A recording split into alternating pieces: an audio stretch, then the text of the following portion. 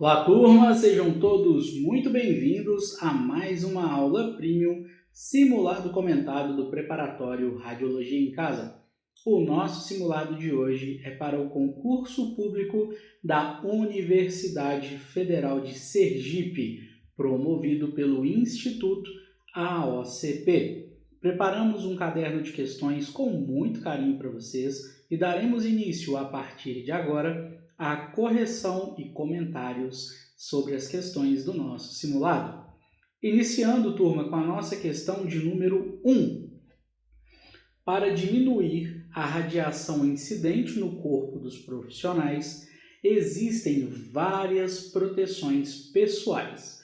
Esses equipamentos devem estar de acordo com a estatura do profissional para evitar problemas ergonômicos e para proporcionar proteção adequada. Desses equipamentos, qual não se enquadra como equipamento de proteção individual? Alternativa A, avental de chumbo. Alternativa B, óculos protetor. Alternativa C, protetores do tipo biombo. Alternativa D, protetor de tireoide. E a alternativa E, protetor de gônadas.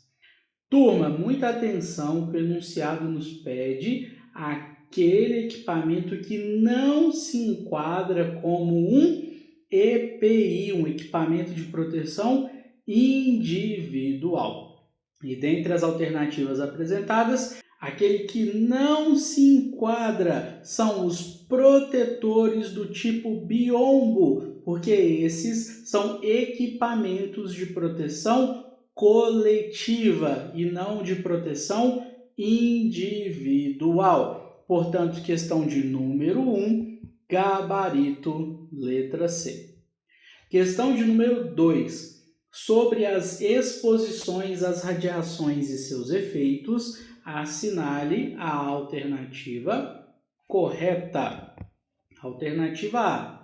São definidos como tardios os efeitos causados pelas radiações que se manifestam em até 7 dias após a exposição.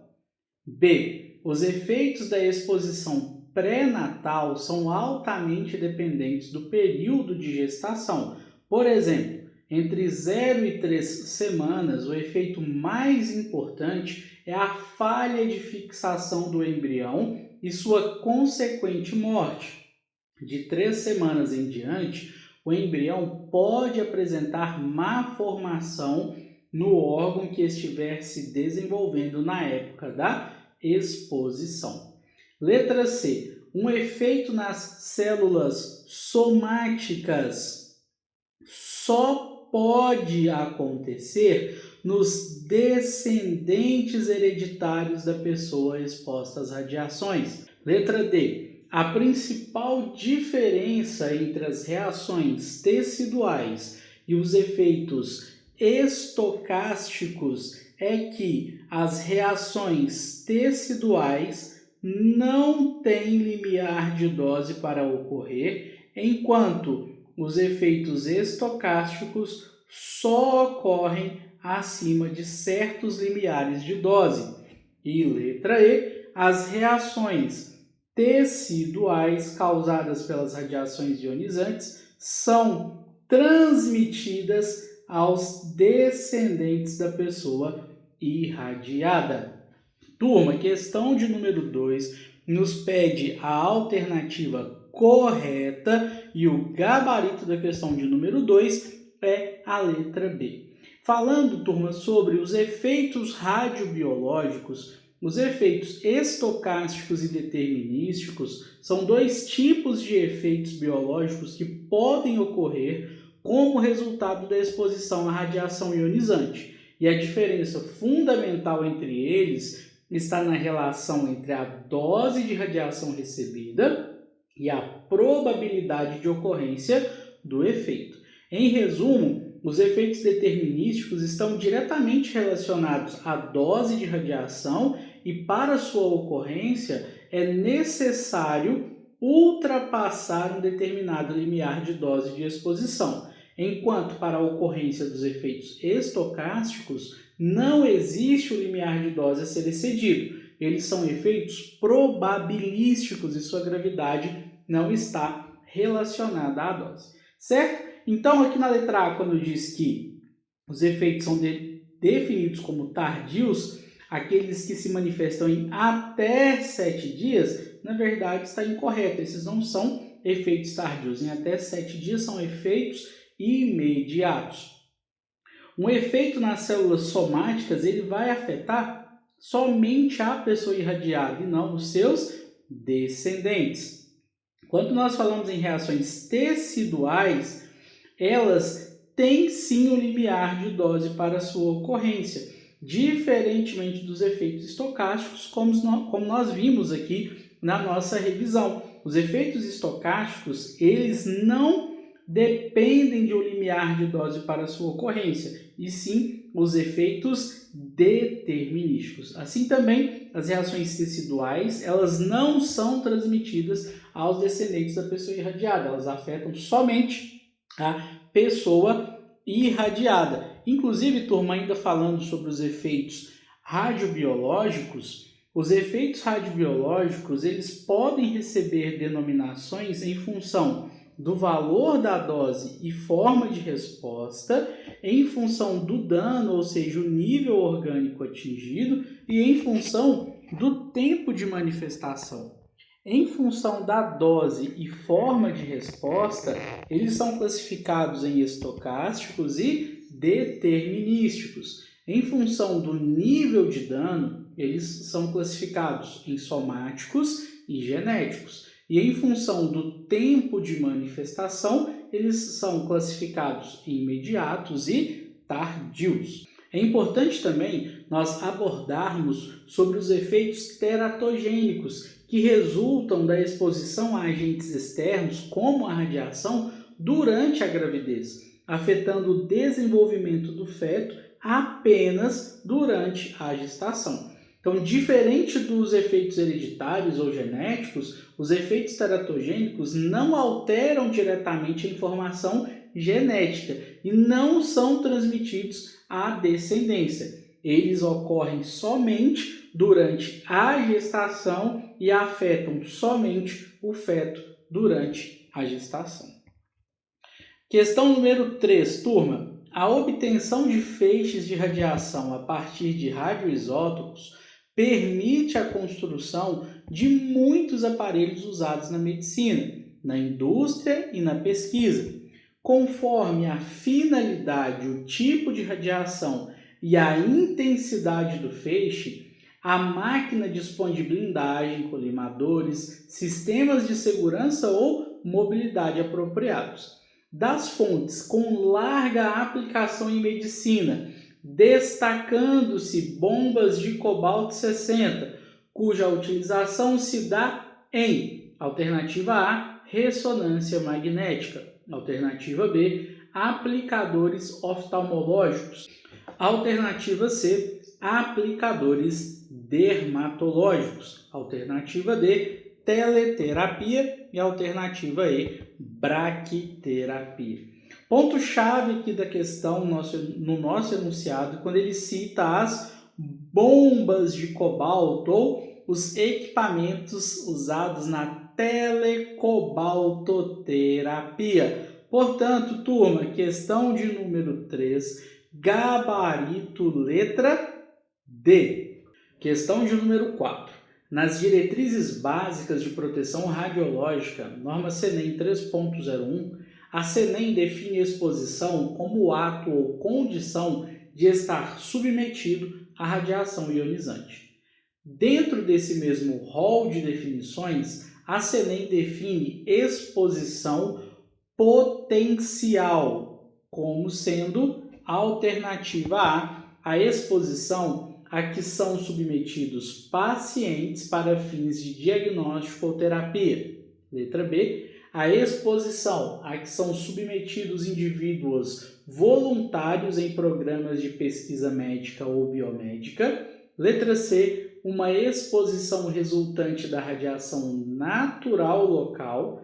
Letra D, a exposição esperada em decorrência de uma prática autorizada em condições normais de operação de uma fonte ou de uma instalação, incluindo os casos de pequenos imprevistos que possam ser mantidos sob controle. Por fim, a letra E, a exposição cuja ocorrência não pode ser prevista com certeza, mas que pode resultar de um acidente envolvendo diretamente uma fonte de radiação ou em consequência de um evento ou de uma série de eventos de natureza probabilística. O gabarito da nossa questão de número 4, turma, sobre a correta definição da exposição potencial é a letra E. Conforme a referência, norma CNEM 3.01, exposição potencial é a exposição cuja ocorrência não pode ser prevista com certeza, mas que pode resultar de um acidente envolvendo diretamente uma fonte de radiação ou em consequência de um evento ou de uma série de eventos de natureza probabilística. Portanto, questão número 4, gabarito, letra E. Questão número 5. Na realização de cintilografia óssea com bifosfonados tecnésio 99 a respeito do protocolo de aquisição de imagem na fase de fluxo, a matriz indicada é alternativa A, 10/15, alternativa B, 258/258, alternativa C, 256/1028, alternativa D, 128/1016 ou maior e a alternativa E, 64/64 ou maior. Turma, para essa questão nós usamos como referência o Protocolo de Medicina Nuclear do Colégio Brasileiro de Radiologia, o CBR, e o gabarito da nossa questão de número 5 é a letra E, 64/64 ou maior, conforme podemos ver descrito na referência citada, Protocolo de Medicina Nuclear do Colégio Brasileiro de Radiologia. Questão número 5, gabarito, letra E. Questão número 6, preencha a lacuna e assinale a alternativa correta. Aí nós temos uma lacuna de uma imagem, traduz a distribuição estatística de seus níveis de cinza.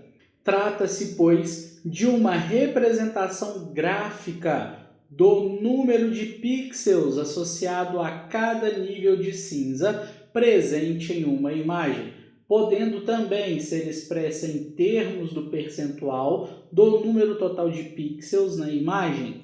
Alternativa A, histograma. Alternativa B, diagrama. Alternativa C, radiograma. Alternativa D, miograma. E alternativa E, grafograma. O gabarito da nossa questão de número 6, turma, é a letra A. O histograma ele fornece uma indicação da qualidade da imagem quanto ao contraste e à intensidade luminosa. Portanto, a frase ficará da seguinte forma: o histograma de uma imagem traduz a distribuição estatística dos seus níveis de cinza. Trata-se, pois, de uma representação gráfica do número de pixels associado a cada nível de cinza presente em uma imagem, podendo também ser expressa em termos do percentual do número total de pixels na imagem. Questão de número 6, gabarito, letra A. Questão de número 7. Chega à sala de exames uma senhora de 82 anos com queixas de torcicolo há 3 meses e com pedido de ressonância magnética de pescoço. Neste protocolo, para cobrir do lábio a margem posterior da coluna vertebral, a sequência obrigatória a ser utilizada pelo profissional das técnicas radiológicas é alternativa A, axial T1 com supressão de gordura, alternativa B, coronal T2, alternativa C, axial T1, alternativa D, axial T2 e alternativa E, sagital T1. Turma, conforme a referências, protocolos de ressonância magnética do Colégio Brasileiro de Radiologia, o gabarito da nossa questão de número 7 é a letra B, coronal T2, cuja cobertura anatômica irá cobrir do lábio a margem posterior da coluna vertebral, tendo uma resolução espacial igual ou menor que 4 milímetros e o gap igual ou menor que 2 milímetros. Portanto, questão número 7, gabarito, letra B. Questão de número 8. A técnica de ressonância magnética funcional é semelhante a um exame clínico dessa modalidade. As principais diferenças devem-se à particularidade de se obter informações relativas a determinada função cerebral. O princípio da ressonância magnética funcional se relaciona com alternativa A intensidade de sinal, alternativa B, a desmielinização das áreas de edema, alternativa C, a estrutura hipocampal, alternativa D, a emissão das ondas de radiofrequência e a alternativa E, a oxigenação sanguínea. Turma, muita atenção porque nós estamos falando de um tipo muito específico de ressonância magnética, que é a ressonância magnética funcional. A imagem por ressonância magnética funcional é uma técnica específica do uso da ressonância magnética de uma forma que é capaz de detectar variações no fluxo sanguíneo em resposta à atividade neural. Portanto, o princípio da ressonância magnética funcional se relaciona com a oxigenação sanguínea. E o gabarito da nossa questão de número 8 é a letra E. Questão de número 9. Chega à sala de tomografia um paciente de 21 anos, sexo masculino, vítima de acidente automobilístico e com suspeita de trauma abdominal. Para o protocolo de trauma abdominal adulto, o técnico deve proceder de modo que a espessura de reconstrução das imagens no plano coronal e sagital seja de alternativa A, 1 milímetro, alternativa B, 2 milímetros, alternativa C, 3 milímetros, alternativa D, 4 milímetros, alternativa E, 5 milímetros. Turma, muita atenção ao enunciado, tá? Ele é muito específico. Nós estamos falando de uma questão de tomografia computadorizada, especificamente protocolo de trauma abdominal para adulto, e o enunciado quer saber sobre a espessura de reconstrução, especificamente nos planos coronal e sagital. Onde eu vou ter algo tão específico, turma? Nos protocolos de tomografia computadorizada do Colégio Brasileiro de Radiologia. E o gabarito da nossa questão de número 9 é a letra C, 3 milímetros. Observe que no protocolo diz o seguinte: 5 ou 3 milímetros. Imagens no plano coronal e sagital com 3 milímetros. Reconstruções de 1 milímetro podem auxiliar em avaliação vascular. Então, tenham muita atenção a cada detalhe que se pede nos enunciados, especialmente falando aqui da banca AOCP. Dica de ouro aí, próximo à data da prova, né? Hoje é dia 24, quarta-feira. A prova é dia 28, no próximo domingo. Deem uma revisada nos protocolos do CBR para ressonância magnética tomografia computadorizada e medicina nuclear. Questão número 9, turma, gabarito, letra C.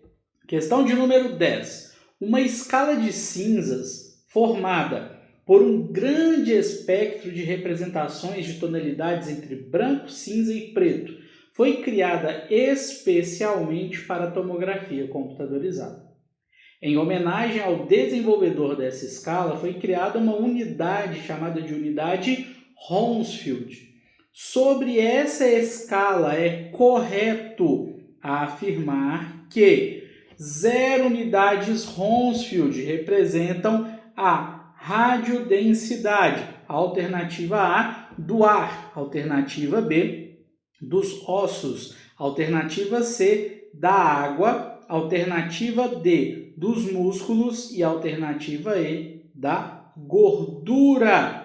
Turma, 0 unidades Hounsfield corresponde à radiodensidade da água. Eu trouxe aqui esse mapinha esquematizado aqui para vocês, que eu tirei da literatura, que eu acho muito pertinente. Olha só, quando nós falamos do ar, a unidade Hounsfield será de -1000. Quando nós falamos dos ossos, essa radiodensidade vai variar de 250 a mais 1000. Então, aqui positivo, ou seja, acima de 250 até mais 1000. Da água é igual a 0.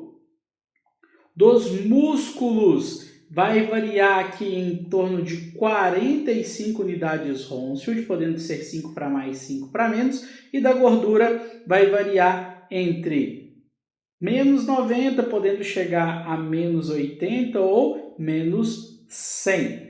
Portanto, turma, questão de número 10, gabarito, letra C.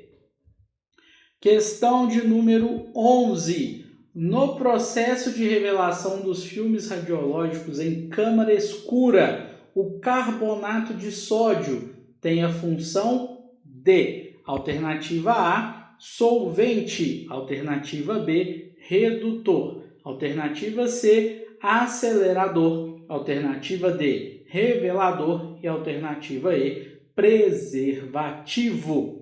O gabarito da nossa questão de número 11, turma, é a letra C.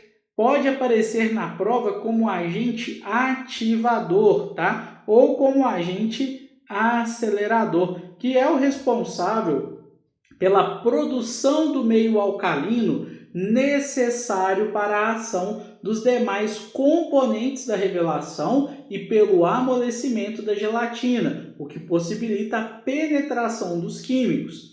Os compostos químicos que desempenham essa função são carbonato de sódio, carbonato de potássio, hidróxido de sódio e hidróxido de potássio. Esses são alguns exemplos de componentes químicos que desempenham a função de agente acelerador ou agente ativador no processo de revelação dos filmes radiográficos. Portanto, questão número 11, turma, gabarito, letra C.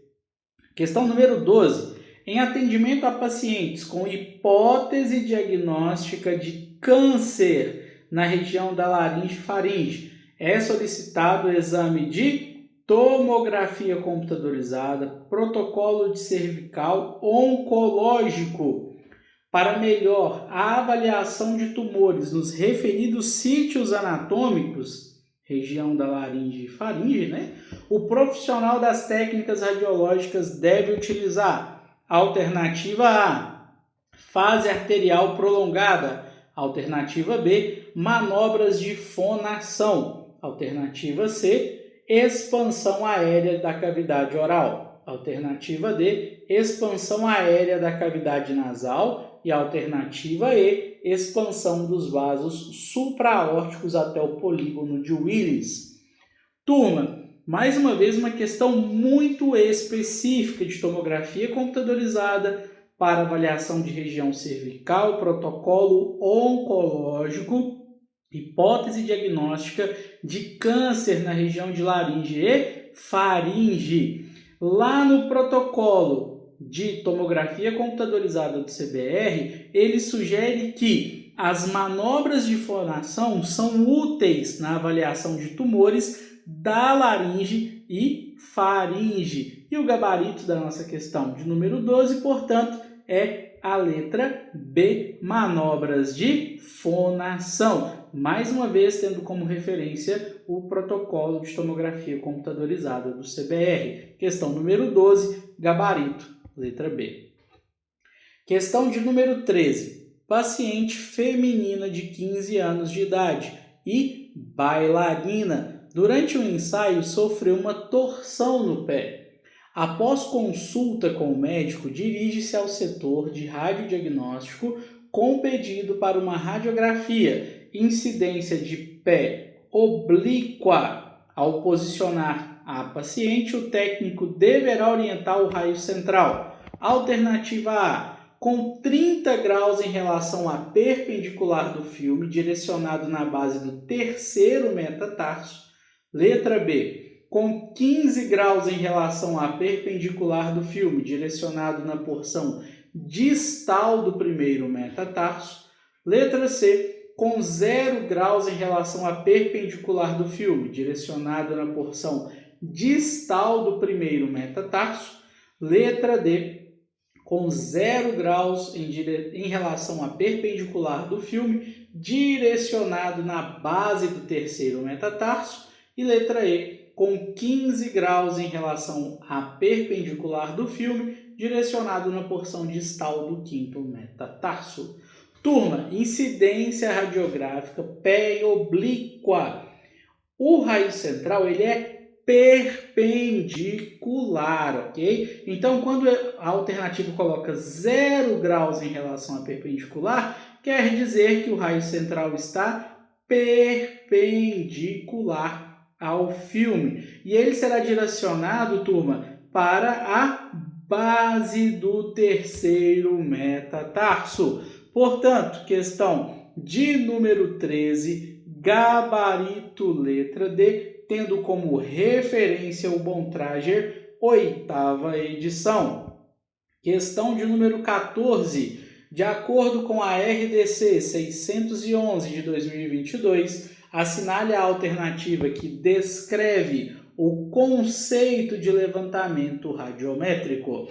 Alternativa A, condição do serviço de saúde ou de seus produtos para a saúde que impõe restrições ao funcionamento do serviço ou à utilização dos seus produtos para a saúde. Letra B, a atividade em que a prestação de assistência ao indivíduo ou à população humana que possa alterar o seu estado de saúde, objetivando a prevenção e o diagnóstico de doenças, o tratamento, a recuperação, a estética ou a reabilitação realizada obrigatoriamente por profissional de saúde ou sob sua supervisão.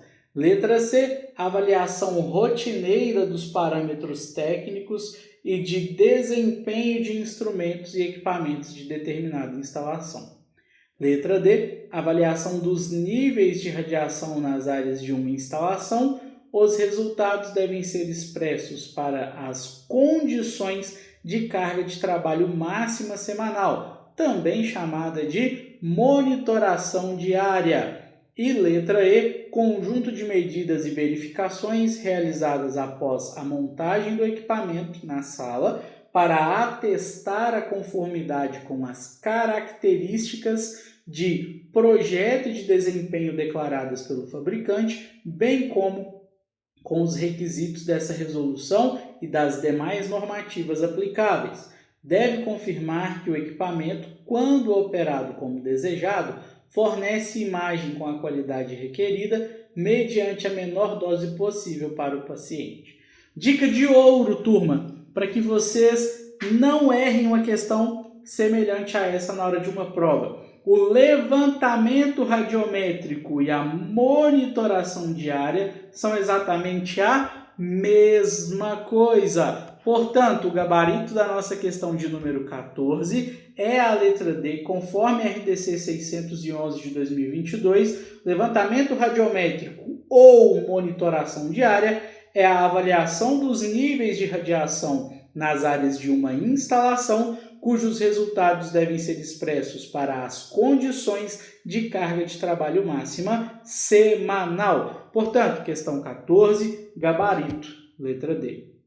Questão número 15. No protocolo de ressonância magnética de coluna cervical, na sequência sagital T2, tem-se a seguinte resolução espacial. Alternativa A, espessura igual ou menor que 4 mm, gap igual ou menor que 1 mm e pixel igual ou menor que 0,9. Alternativa B, espessura menor ou igual a 4 mm, gap menor ou igual a 1 mm e pixel menor ou igual a 1 mm.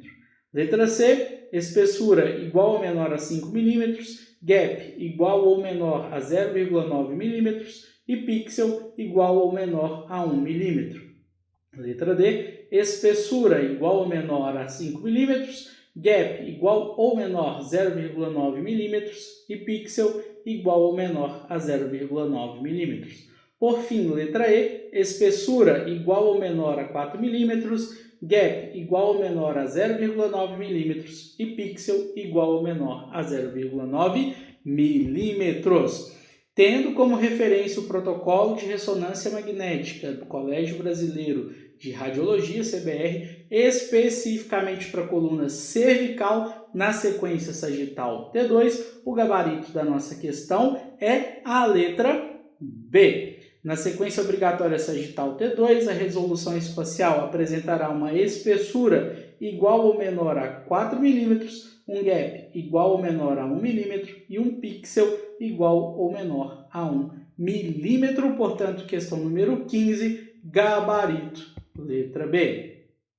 Questão de número 16. Um adolescente de 17 anos, usuário de crack há 2 anos, está internado há 3 dias com um quadro de doença pulmonar intersticial.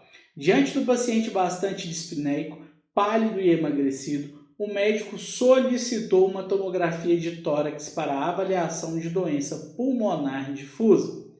Como os primeiros exames foram inconclusivos para ajudar na análise de dúvidas no segmento posterior, o profissional das técnicas radiológicas deve tomar imagens em decúbito. Lembrando, nós estamos falando de uma tomografia computadorizada de tórax. Alternativa A, lateral esquerdo. Alternativa B, lateral direito. Alternativa C, de Trendelenburg. Alternativa D, de Sims. E alternativa E, ventral. Turma, observe que aqui o enunciado nos colocam em decúbito. Não existe decúbito de Trendelenburg ou decúbito de Sims. E na tomografia computadorizada é extremamente complexo pelas dimensões do equipamento você colocar um paciente em decúbito lateral, seja esquerdo ou direito. E como o segmento que será avaliado, que precisa de uma análise mais aprofundada é o posterior, só nos resta a alternativa da letra E. Será adquirido com o paciente em decúbito ventral. Portanto, questão de número 16, gabarito, letra E. Questão 17. Observe a seguinte imagem e indique o posicionamento radiológico apresentado. Alternativa A, arcos costais AP. Alternativa B, arcos costais oblíqua. Alternativa C, tórax oblíquo anterior esquerda. Alternativa D, tórax oblíquo anterior direita. E a alternativa E, tórax oblíqua posterior direita. Turma, sempre que falarmos em oblíqua, incidência com paciente em posição oblíqua, a região de interesse será aquela que estará voltada para o receptor de imagem. Então aqui nós temos um paciente em posição oblíqua com a região anterior próximo ao receptor de imagem. Então nós temos uma imagem oblíqua anterior direita, não um arco costal AP, não um arco costal oblíqua, porque aqui ele não determinou nem direita nem esquerda, e nós não estamos com o paciente em oblíquo anterior esquerdo. Observe que a região anterior direita do paciente está em contato com o receptor de imagem. Sempre que falarmos em oblíqua, a região de interesse é aquela que está voltada para o receptor de imagem. Sendo assim, questão 17, gabarito letra D, é uma incidência de tórax oblíqua anterior direita. Questão 17, gabarito letra D. Questão 18. Paciente dá entrada no hospital se queixando de dor na região do punho após queda e se dirige ao setor de raio-x com pedido de exame de punho, PA e perfil. Sendo necessária uma radiografia com melhores detalhes, o profissional deve, alternativa A, utilizar o foco fino a fim de diminuir o efeito de penumbra. Alternativa B, utilizar um chassi maior, colimando o maior campo possível e utilizando valores de KV e MAS numericamente similares. Letra C, incidir o raio central em aproximadamente 2 centímetros da extremidade distal do húmero. Letra D, utilizar foco grosso a fim de diminuir o tempo de exposição. E letra E, utilizar valores numericamente similares de KV e MAS, grade difusora e DFM de 80 centímetros. Turma, questão básica de qualidade da imagem e física aplicada à radiologia. Quando eu utilizo foco fino, eu obtenho imagens com maiores detalhes e tenho menor poder de penetração. Quando eu utilizo o foco grosso, eu tenho maior poder de penetração, mas eu perco na qualidade dos detalhes. Portanto, questão de número 18, gabarito, letra A. Questão 19, em relação às disposições gerais constantes na norma regulamentadora número 32, ou seja, NR32, assinale a alternativa incorreta. Alternativa A. Os trabalhadores dos serviços de saúde devem ser capacitados para adotar mecânica corporal correta na movimentação de pacientes ou de materiais de forma a preservar a sua saúde e integridade física. Letra B. O ambiente onde são realizados procedimentos que provoquem odores fétidos deve ser provido de sistema de exaustão ou outro dispositivo que os minimizem. Letra C. O uso de luvas substitui o processo de lavagem das mãos quando necessário e a lavagem é preconizada somente depois do uso das mesmas. Letra D. Todos os lavatórios e pias devem possuir torneiras ou comandos que dispensem o contato das mãos quando do fechamento da água. E letra E, cabe ao empregador proibir o uso de adornos. Muita atenção, turma. A questão 19 nos pede a alternativa incorreta. E o gabarito dessa questão é a letra C. O uso das luvas jamais vai substituir o processo de lavagem das mãos, tá? E a lavagem ela não é preconizada somente depois do uso das luvas. Mais uma vez eu chamo a atenção de vocês para as alternativas que trazem termos como esse somente aqui. Geralmente, essas alternativas estão relacionadas às alternativas incorretas. Questão 19, portanto, gabarito letra C. E para fecharmos com chave de ouro, nossa questão de número 20. Para a realização da incidência laringe e traqueia AP vias aéreas superiores, o técnico em radiodiagnóstico sabe que o raio central deve incidir na horizontal orientado 2 centímetros acima da incisura jugular. Contudo, ao realizar o exame, o profissional orientou o raio central bem abaixo da incisura jugular.